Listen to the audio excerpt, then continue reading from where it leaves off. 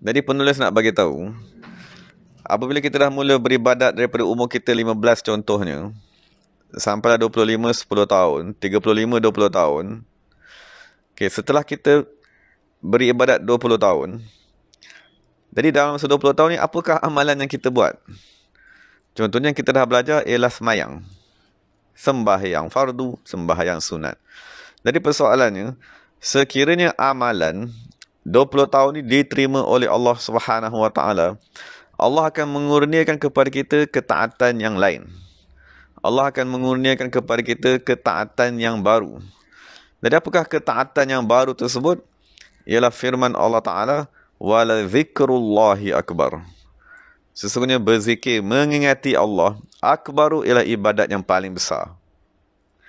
Dari tanda ibadat kita 20 tahun tadi diterima oleh Allah Subhanahu Wa Taala, ialah Allah Ta'ala akan meningkatkan amalan kita.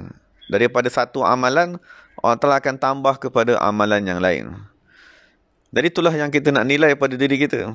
Kita dah semayang 10 tahun, 20 tahun, 30 tahun. Ada tak kita dipilih untuk berzikir? Ada tak Allah Subhanahu Wa Taala dorongkan kita kepada guru untuk mengajarkan kepada kita berzikir, mengingati Allah?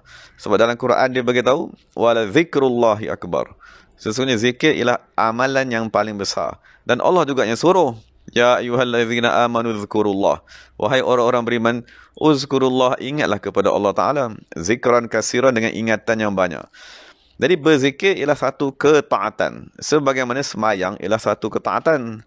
Jadi sekiranya semayang kita tadi diterima oleh Allah Subhanahu Wa Taala dan Allah ingin membalasnya, Allah Ta'ala ingin memberi ganjaran kepada semayang yang kamu dah buat 20 tahun ni, Allah Ta'ala ajarkan kepada kamu satu ketaatan yang baru. Dan apabila kita dapat dikurniakan dengan ketaatan yang baru seperti berzikir, maka kita kena bersyukurlah banyak-banyak.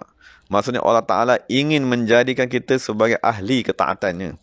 Apabila kita tadi dipilih sebagai ahli ketaatan Allah Subhanahu Wa Taala, barulah kita tadi terlepas daripada mentaati syaitan. Itu dia maknanya. Kan, barulah kita terselamat daripada mentaati nafsu. Tapi selagi kita belum menjadi ahli ketaatan Allah Subhanahu Wa Taala, maka ketahuilah kita sebenarnya mentaati nafsu, mentaati dunia, mentaati syaitan.